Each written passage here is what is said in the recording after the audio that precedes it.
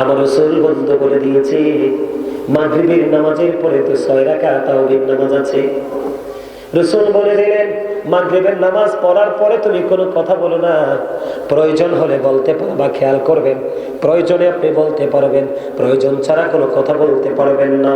আমার রাসূল বলেছে, তুমি মাগরিবের নামাজটা শেষ করে তুমি সরাসরি তাওহীদ নামাজ পড়ার জন্য প্রস্তুতি নিয়ে নাও। 2 করে 6 রাকাত তাওহীদ নামাজ তুমি পড়ে নাও। এইভাবে যদি পড়তে পারো তাহলে তোমার আমলনামায় একদিন তাওহীদ পড়ার কারণে 12 বছরের নফল ইবাদতের সওয়াব দেওয়া হবে। কি বুঝলেন? প্রেম না? কথা বলেন না। এনে রাসূলের মর্যাদা আসেনি? সুবহানাল্লাহ বলেন না। সে নবীটা কার? বুকে হাত দিয়ে বলেন আমার। কার? আমার নবী। কাল হাসরে আমাদের জন্য কি করবে? আল্লাহর আদালতে আমাদের জন্য আর্গুমেন্ট করবে। আল্লাহ রাব্বুল আলামিন সেটা কবুল করে নিবি। জোরে করেন না সুবহানাল্লাহ। শুধু কবুল করবেন, আল্লাহ বলবে, হাবিব আজকে আপনি যাহাতে খুশি হবেন আমি আল্লাহ তাই। সুবহানাল্লাহ বলেন না। আমরা সেই নবীর উম্মত। আমি আস্তে আস্তে করে আপনাদেরকে বলে দিই, দিক তাকান। সম্মানিত উপস্থিতি, ফজরের নামাজের পরে আপনি ঘুমাবেন না। ফজরের নামাজের পর থেকে সূর্য উদয়ের আগ পর্যন্ত বান্দার জন্য আল্লাহ রিজিক বরাদ্দ দেয়। এই সময়ে যে ঘুমিয়ে থাকবে তার রিজিকে কাটা পড়ে যাবে। কত গুরুত্বপূর্ণ ইস্যু, খেয়াল করছেন? মা ফাতেমার বাড়ি চলে গেলেন রাসূল, গিয়ে বললেন, মা আপনি উঠে যান, আমার মালিক তো তখন বান্দার জন্য রিজিক বরাদ্দ দেয়, আপনি মালিকের কাছে রিজিক কামনা করেন। জোরে কন্যা সুবহানাল্লাহ। অথচ তিনি ফাতেমাতু সাইয়্যিদাতু নিসাই আহলিল জান্নাহ, mother Fatema is the leader of females in জান্নাহ। মা খাতুনে জান্নাত ফাতেমা সকল মুমিনাদের জান্নাতে সরদারিনী হবে। জোরে জোরে কন্যা সুবহানাল্লাহ। খেয়াল করেন, ফজরের নামাজ আজানের পরে আপনি নামাজের পরে কি করবেন না। আমি আপনাদেরকে বলছি, মানবেন কি মানবেন না সেটা আপনাদের ইখতিয়ার, আমার দায়িত্ব বলা। আল্লাহ রাসূল বলছি, তুমি ফজরের নামাজ পড়ে কি করো? জায়নামাজে বসো, কোরআন তেলাওয়াত করো, জিকির করো। জিকির করতে করতে করতে করতে সূর্য পূর্ব আকাশে দেখা দিল। এই সূর্য ওঠার সাথে সাথে একটা নামাজ আছে, জানেন এটার নাম কি? এশরাকের নামাজ। Thank you very much. Absolutely right answer, my grandfather. জোরে করে আলহামদুলিল্লাহ।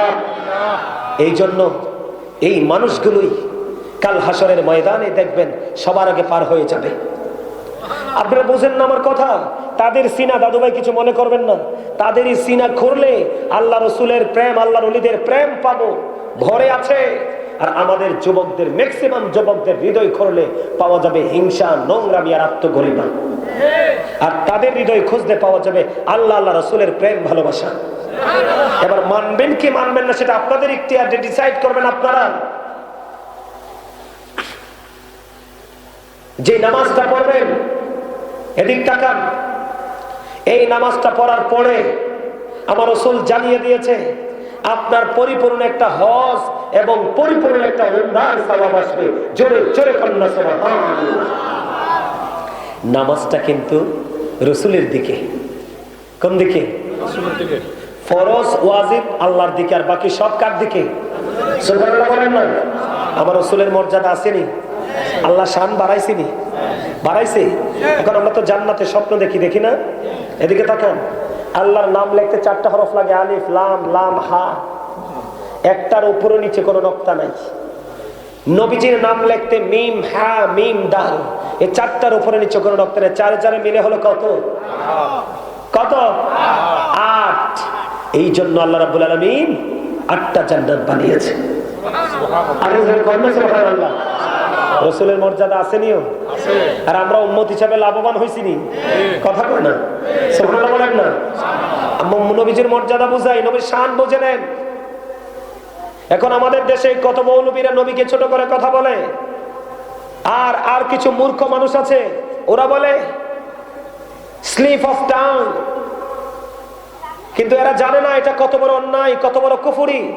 রাসূলকে ছোট করলে, রাসূলের ইজ্জতে আঘাত করলে, কেউ আঘাত করলে তাকে যদি কেউ সমর্থন করে, জবান দিয়ে হোক অন্তর দিয়ে হোক, সে আর ইমানদার থাকে না, সে কুফরি করে ফেললো। জোরে জোরে কর নাউযুবিল্লাহ। কালেমা লা ইলাহা ইল্লাল্লাহ, এটা হচ্ছে তাওহীদ। মুহাম্মদুর রাসূলুল্লাহ, এটা হলো রিসালাত। খেয়াল করেন, একদিকে তাওহীদ আর একদিকে রিসালাত। লা ইলাহা ইল্লাল্লাহর মধ্যে আছে 12টা হরফ, মুহাম্মদুর রাসূলুল্লাহ সাল্লাল্লাহু আলাইহি সাল্লামের মধ্যে আছে 12টা হরফ। 12 মিলে হলো কত? 24। খেয়াল করে দেখেন, একটা দিন আল্লাহ 24 ঘন্টা দিয়ে বেঁধে দিয়েছে। জোরে জোরে রাসূলের মর্যাদা খুঁজে পাইছেননি? আমার আল্লাহর প্রেম আসেনি আল্লাহর হাবিবের সাথে? জোরে বলেন সুবহানাল্লাহ। সম্মানিত উপস্থিতি, খেয়াল করতে হবে। এবার আসেন, ইশরাকের নামাজটা পড়ার পর পর সূর্য পশ্চিম আকাশে হেলে যাওয়ার আগ পর্যন্ত আরেকটা নামাজ আছে, সেটার নাম হলো দুহার নামাজ। এটাকে আবার শাস্ত্রের নামাজও বলা হয়। কিসের নামাজ? শাস্ত্রের নামাজ বলা হয়। এটা 2 থেকে 12 রাকাত পর্যন্ত। কত রাকাত? 2 রাকাতও পড়তে পারবেন, পড়তে পড়তে 12 রাকাত পর্যন্ত পড়তে পারবেন। তবে সূর্য পশ্চিম আকাশে হেলে যাওয়ার আগ পর্যন্ত, তার মানে 12টার আগ পর্যন্ত। জোরে বলেন সুবহানাল্লাহ। ওই নামাজ পড়লে কি হয় জানেন? আপনার আমার দেহের মধ্যে 360টা পার্টস আছে, জয়েন্ট আছে। কি আছে? আরো জোরে কি আছে? সম্মানিত উপস্থিতি, মসজিদের মধ্যে যদি তুমি কোনো নাপাকি দেখো, ময়লা দেখো, তুমি এটাকে কি করবে? যেই কোনো কিছুর মাধ্যমে উঠিয়ে মুছে আউটসাইডে নিয়ে তুমি মাটিতে পুঁতে দিবে। এটা আল্লাহ আল্লাহ রসুলের প্রতি, আল্লাহর ঘরের প্রতি তোমার প্রেম, ভালোবাসা। রসুল বললেন, এইরকম কাজ যদি তুমি করতে পারো, তাহলে তোমার যে 360টা পার্টস আছে, এই 360টা পার্টসের সাদকা আদায় হয়ে যাবে। এখন আপনার মনে প্রশ্ন, হুজুর গো, আমার এই জীবনে তো আমি মসজিদে কখনো কোনো কি পাই নাই, ময়লা পাই নাই, এখন এই সওয়াব থেকে কি আমি বঞ্চিত হব? রসুল বললেন, না, এই জন্যই তুমি কি পড়ো? দোহার নামাজটা পড়ে নাও। যদি তুমি দোহার নামাজটা পড়ে নিতে পারো, তাহলে তোমার 360টা যে পার্টস আছে, এটার সাদকা যেন আদায় করে ফেললা। জোরে জোরে সুবহানাল্লাহ। সম্মানিত উপস্থিতি, একটা আছে রাতের মধ্য রজনীর নামাজ, আছে না নাই? এটাকে কোন নামাজ বলা হয়? আরো জোরে। তাহাজ্জুদ পড়েননি আপনারা? মুরব্বী দাদু ভাইরা পড়ে, এটা আমি জানি। আমাদের যুবকরা পড়ে না যে তা না, হাজারের মধ্যে 2-1 জনে পড়ে। এটা আপনারা বিশ্বাস করেন না না করেন, আপনাদের এলাকার তাহাজ্জুদ পড়ুয়া যুবক আছে নি? হাজরা আছে না? যুবক নাই তাহাজ্জুদ পড়ে? অবশ্যই আছে, আছে না? অবশ্যই আছে। কাল হাসরের ময়দানে আল্লাহ প্রশ্ন করবে, মধ্যরাতের নামাজ কে পড়েছিলে? রসুল জানিয়েছেন, অল্প কিছু মানুষ সেদিন দাঁড়াবে, অল্প কিছু মানুষ। তখন তাদের কিন্তু এখনো বিচার আচার নাই। অল্প কিছু মানুষ যখন দাঁড়াবে, তখন ওয়ার্ডার আসবে, তারা ওয়ার্ডার দিয়ে দিবে, তোমরা বিনা হিসাবে জান্নাতে চলে যাও। জোরে জোরে কন্যা সুবহানাল্লাহ। খবরটা মজার কিনা? আর জোরে, ভাল লাগতেছে না? এখন এই নামাজকে আমরা পড়ি, কত সূক্ষ্মভাবে চিন্তা করতে হবে। দেখেন, বিনা হিসাবে জান্নাত। শুধু গভীর রাতে উঠে তুমি তাহাজ্জুদ পড়েছো বলে। জোরে জোরে কন্যা সুবহানাল্লাহ। সম্মানিত উপস্থিতি, জিবরাইল আলাইহিস সালাম একটানা 30,000 বছর নফল ইবাদত করলেন। জিবরাইলের নামাজ পড়ন লাগে? ওমা কথা কয় না। জিবরাইল নামাজ পড়ন লাগে? যিনি আল্লাহর কাছ থেকে ওহী নিয়ে আল্লাহর প্রিয় হাবিবের কাছে আসে, তার চেয়ে মর্যাদার অধিকারী আর কে হতে পারে? কথা কয় না? জোরে কন্যা সুবহানাল্লাহ। একটানা 30,000 বছর নফল ইবাদত করলেন।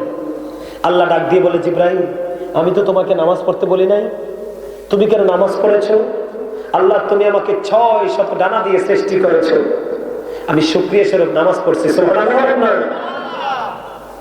এবার আমার আল্লাহ একটা ডাক দিয়ে বলে, হাবিব জিবরাইল, তুমি সাক্ষী থাকো জিবরাইল, আমি আল্লাহ কথা দিলাম আমার হাবিবের পাগল উম্মতেরা আমার হাবিবকে ভালোবাসিয়া আমার হাবিবের সাথে প্রেমের ডোরে লাগাইয়া কেউ যদি অল্প কিছু সময় নফল ইবাদতের মধ্যে কাটায় রে, আমি আল্লাহ কথা দিলাম রে, তাদেরকে অদ্বিতীয় জান্নাত দিয়ে আমি পুরস্কৃত করব। কি বুঝলেন? আর আমরা এখনকার যুগে এত অসভ্য মুসলমান হয়েছি, জুমার দিনে কি করে শুধু ফরজের 2 রাকাতের আগে আসে, তাও কি কত ডিজাইন মিজাইন কইরা টুপি ছাড়া, কত কর না কেন টুপি ছাড়া যায় না? ম্যাক্সিমাম যুবক দেখবেন টুপি ছাড়া, চুল দিয়ে এরম করে। আর এটা কি আজব কথা রে? এরকম তো করে মানুষ বিয়ে বাড়ি গেলে না, কথা কয় না কেন? হ্যাঁ, কারণ ওইখানে তো কিছু দুষ্ট লোক আছে না, দেখাইবো এমনি এমনি করবো। তো মসজিদিটা করার দরকার কি? বুঝেন না হিসাবটা? আমি দুঃখের সাথে বলছি কথাগুলো, কে কিভাবে নিবেন আমি জানি না। যেই ব্যক্তি জুমার দিনে অন্য সপ্তাহের সব দিনের চেয়ে উত্তম রূপে গোসল করবে, সবচেয়ে সুন্দর লম্বা যে জামাটা পাঞ্জাবিটা এটা পরবে, লম্বা জামা পরে নামাজ পড়ে সুন্নাত না? এখনকার ছেলেরা কি লম্বা জামা পরে? পরে না তো। রাসূল বলেছেন হারিয়ে যাওয়া সুন্নত। কি হারিয়ে যাওয়া সুন্নাত? যেমন ধরেন আপনার সমাজে অনেক সুন্নত আমল কেউ করে না, এর মধ্যে একজন যুবক কি করলো, সে তার একজন প্রিয় হুজুরের মাধ্যমে ওয়াজটা জেনে ফেললো, আলোচনাটা জানতে পারলো, পারার পরে সে কি করলো, সুন্নত আমলটা শুরু করে দিল। দোস্ত তুমি এটা শুরু করলে কেন? সে বলবে আমার হুজুর থেকে শুনেছি এটার অনেক ফজিলত। আস্তে আস্তে আস্তে একজন দুইজন করে করে তার বন্ধুরা শিখতে থাকলো, আস্তে আস্তে করে একজন থেকে সমাজের মধ্যে এই সুন্নত আমলের প্রচলনটা বেড়ে গেল। রাসূল বলেছেন যেই যুবক হারিয়ে যাওয়া সুন্নতকে তুমি মরে যাওয়ার পথে যেই সুন্নতটা এটাকে তুমি টেনে তুলে প্রচলন বাড়িয়ে দিয়েছো, আমার রাসূল বলেছেন তোমাকে কাল হাসরের ময়দানে 100 শহীদের মর্যাদা দিয়ে তোমাকে জান্নাতে ঢোকানো হবে। সুবহানাল্লাহ। যুবক তুমি ডিসাইড করো এবার কোনটা করবা। তুমি যাকে ফলো করছো, আল্লাহ বলেছেন উইদ্দাত লিল কাফিরিন, কাফেরদের জন্য বরাদ্দ জাহান্নাম। তুমি যাকে ফলো করছো তারা জাহান্নামে যাবে, তোমাকে তারা ফলো করার কথা।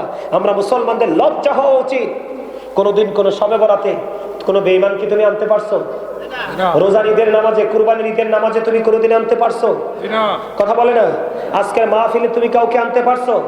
কিন্তু তোমার কি লজ্জা নাই? লজ্জা তো চোখে থাকে। তোমার কি সেন্স নাই? যাদের ঠিকানা জাহান্নাম, আমি তাকে ফলো করে আমি স্টাইল করছি, অথচ আমাকে ফলো করে তারা স্টাইলিস্ট হওয়ার কথা ছিল। আমরা মডেল হওয়ার কথা ছিলাম। কে হুজুর আপনারা তো তারা চিনে, আমারে তো চিনেন, আপনি মাথা লাড়ান না কিনলেন। আমরা হওয়ার কথা মডেল, ইহুদিরা হয়েছে মডেল, তাদের থেকে আমরা ইনস্ট্রাকশন নিচ্ছি। বন্ধু যদি অসভ্য হয়, কারণ একজন অসভ্যর সাথে কখনো সভ্য মানুষের প্রেম হতে পারে না। একজন প্রকৃত বেনামাজির সাথে আরেকজন নামাজির প্রেম হতে পারে না। একজন হারাম পথ উপার্জনকারী বান্দার সাথে আরেকজন হালাল পথ উপার্জনকারী মানুষের সম্পর্ক হতে পারে না। আমার কথা কি হিসাব কি আপনারা বুঝেন? বুঝেন? সম্মানিত উপস্থিতি, জিব্রাইল তো নামাজ পড়ে নাই। আরে জিব্রাইল তো নামাজ পড়ার দরকার নাই, কিন্তু কি করলো? আমাদেরকে জানিয়ে দিল। এদিক তাকান, জুমার দিনে সবার আগে আপনি গোসল করবেন, অন্য সব দিনের চেয়ে উত্তম ভাবে, সবচেয়ে সুন্দর দামি যেটা। কারণ সাইয়্যিদুল আইয়াম, শ্রেষ্ঠ দিন, ঈদ, রোজার ঈদের দিন, কুরবানির ঈদের দিনের চাইতেও দামি হলো জুমার দিন। সুবহানাল্লাহ বলেন না?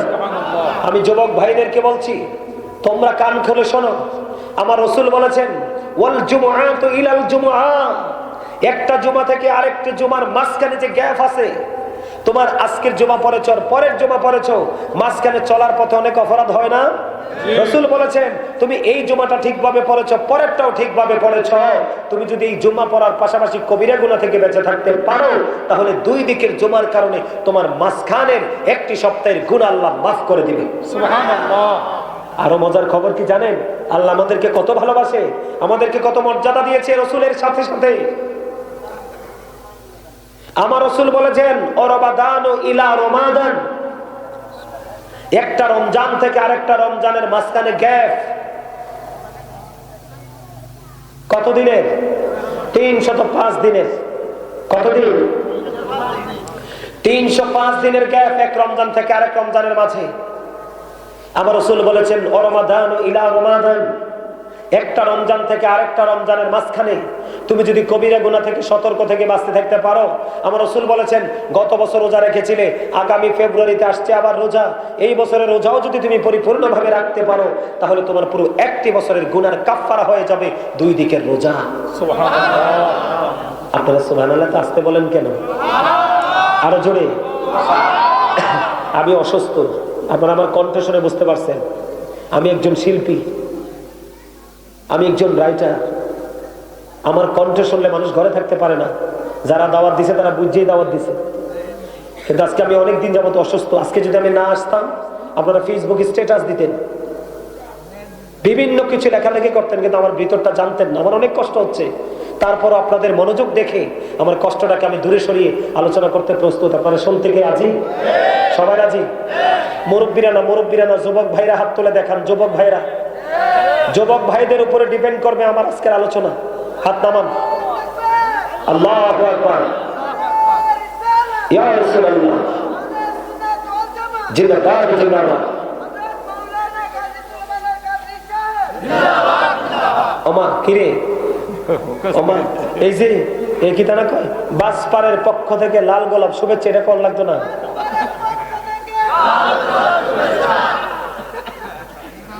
এই কথাটা কেন বলছি জানেন? এই কথাটা বলার উদ্দেশ্য আপনাদেরকে একটু হাসানো। কেন জানেন? আমি আপনাদেরকে যেহেতু জান্নাতের ওয়াজ করছি, পাশাপাশি আপনাদেরকে গুরুত্বপূর্ণ একটা পয়েন্ট আমি আজকে ফাইন্ড আউট করে দিই। এদিকে তাকান। আমরা কিন্তু এখন গোমরা হয়ে গেছি, আত্মগরিমার উপর নির্ভরশীল হয়ে গেছি। আমরা কারোর সাথে কারো কমিউনিকেশন রাখতে চাই না, রিলেশনশিপ রাখতে চাই না। এই কারণে আমরা স্পট ডেড হয়ে যাই, হার্ট অ্যাটাকে মারা যাই। এই হার্ট অ্যাটাকে মারা যাওয়ার দুটা কারণ। যুবক ভাইদেরকে বলছি, আমার দাদু ভাইরা এমনিতে অ্যাক্টিভ আছে। যুবক ভাই তোমাদেরকে বলছি, হার্ট অ্যাটাকের দুইটা কারণ। কয়টা? প্রথম হলো আমরা জিকির থেকে দূরে। সায়েন্টিফিকদের বক্তব্য জিকির ইজ দ্য হার্ট মেডিসিন, জিকির হলো হার্টের ওষুধ। এইটা হলো একটা। স্ট্রং রাখতে হলে হার্টকে আরেকটা কাজ করতে হবে। একটা মানুষ সুস্থ থাকার জন্য যেই মেডিসিনগুলো, তার মানে যে রাস্তাগুলো রাসূল দেখিয়েছেন, এর মধ্যে গুরুত্বপূর্ণ একটা রাস্তা হলো হাসি। সুবহানাল্লাহ। সুবহানাল্লাহ বলেন না কেন? দেখবেন একটু হাসলে মনটা ভালো লাগে। যে কাউকে দেখলে সালাম দিতে ইচ্ছে হয়। সালাম দেওয়ার পরে যখন উনি আপনার দিকে ফিরে তাকাবে, বাবা হোক, ভাই হোক, চাচা হোক, আপনি বলবেন যে দাদু বা ভাই কেমন আছেন, ভালো আছেন, বাসা কোথায়? তখন আমার রাসূল বলেছেন, এই যে তোমাদের একটু সময়ের হাসি, একটু সময়ের রিলেশনশিপ, একটু সময়ের কমিউনিকেশন তোমার হার্টটাকে ফ্রি করে দিল, স্বাভাবিক করে দিল। কঠিন একটা প্রেসারের মধ্যে ছিল তোমার এই হার্টটা, হাসি তোমাকে ফ্রি করে দিল। এই হার্ট যখন তোমার স্ট্রং থাকবে, তোমার জীবনটা হয়ে যাবে ইজি। সুবহানাল্লাহ, সুবহানাল্লাহ বলেন। তবে রাসূল বলেছেন অতিরিক্ত হাসা যাবে না। কি করা যাবে না? অতিরিক্ত হাসলে অন্তর মারা যায়, অতিরিক্ত হাসা যাবে না। কথা বুঝতে পেরেছেন? যেমন আপনারা কিন্তু লং টাইম হাসি ছাড়া ছিলেন। আমি এই কথাটা বলছি আপনাদেরকে একটু হাসানোর জন্য, মনটা ভালো হবে, আপনাদের মধ্যে যে গম্ভীরতা আছে এটা দূরে চলে যাবে, এই জন্য, অন্য কোনো উদ্দেশ্য নয়। আমার দিকে তাকান। আমার আলোচনা কি আপনাদের কাছে ভালো লাগে? সবার কাছে? আরো জোরে, আরেকটু মহাব্বতে। আলোচনাটা কোথায় ছিল বুঝতে পারবেন? কোথায় ছিল? কোথায়? জিবরাইলের নামাজ থেকে আমি সরে আসতে চেয়েছিলাম, ঠিক কিনা বলেন? আপনারা যে ওয়াজ ভুলে যান তো বাজ্যে কি হইব, এনে যদি আমরা বলতে না পারেন। জি,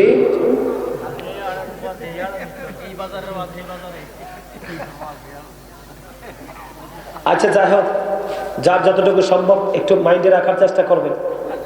ওয়াজ যদি শুনে ভুলে যান তাহলে তো হবে না। হবে? হবে? সম্মানিত উপস্থিতি, হবে না। আমি ছিলাম জুম্মার যে আলোচনা, জুম্মার দিনে। কোন দিনে? গোসল, ঠিক পাঞ্জাবি থেকেই আমি কিন্তু আউটসাইডে চলে গেছি। এই জায়গাটা কোট করতে পারেন নাই। যাই হোক, এদিকে তাকান। এখান থেকে আমি গেলাম কোথায়? ওই যে রমাদান ইলা রমাদান, এক রমজান থেকে আরেক রমজানে ছিলাম, তাই না? কথা বলে না? 305 দিনের গ্যাপ। এই 305 দিনের গ্যাপের মধ্যে গুনার কাফফারা হয়ে যাবে সঠিকভাবে যদি আমরা কি করতে পারি। এবার আসেন, জুমার দিনে সবচেয়ে বেশি উত্তম রূপে গোসল করব, সবচেয়ে দামি সুন্দর লম্বা পাঞ্জাবিটা পরবো, গায়ে আতর মাখাবো। গাড়ি আছে, আমি গাড়িতে করে যাব না, কারণ আমি যত বেশি হাঁটবো তত বেশি গুনাহ জড়বে, নেক যুক্ত হতে থাকবে। সুবহানাল্লাহ। মসজিদে গিয়ে আমি যত আগে থেকে অপেক্ষা করতে থাকবো ইমাম সাহেবের জন্য, নামাজের জন্য, আল্লাহ রাসূল বলেছেন তোমার সেই সময়টাও নামাজের মধ্যে ঢুকে যাবে। সুবহানাল্লাহ বলেন। আর ফেরেশতারা তখন তোমার জন্য আল্লাহর কাছে মাগফিরাত কামনা করতে থাকবে।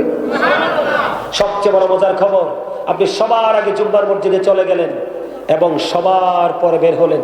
রাসূল বলেছেন তুমি মসজিদ থেকে বের হয়ে যখন তুমি তোমার বাড়ির দিকে রওনা দিবে, প্রত্যেকটা কদমে কদমে কদমে কদমে আলাদা করে করে তোমার আমল নামায় 1 বছরের নফল ইবাদতের সওয়াব দেওয়া হবে। হিসাব বুঝছেন? একটা কদম দিবেন 1 বছরের ইবাদতের সওয়াব, আরেকটা কদম দিবেন আরো 1 বছরের ইবাদতের সওয়াব, আরেকটা কদম দিবেন আরো 1 বছরের ইবাদতের সওয়াব। তাহলে যে যত বেশি হেঁটে আসবেন তত বেশি হেঁটে যাবেন, যত আগে আসবেন যত পরে যাবেন তত বেশি সওয়াবের অধিকারী হবেন। জোরে বলেন সুবহানাল্লাহ। আমরা সেইভাবে আমল করতে রাজি তো? আরো জোরে রাজি না? আমার দিকে তাকান। এটার পাশাপাশি আদার্স রাসূলের মহব্বত এবং ইজ্জত দুটো জিনিস একসাথে চলছে। একটা বরকতময় দাসী ছিল যার নাম ছিল উম্মে আইমান। রাসূল কি আমাদের দেশে অনেক আছে আমাদের মতো বলে না?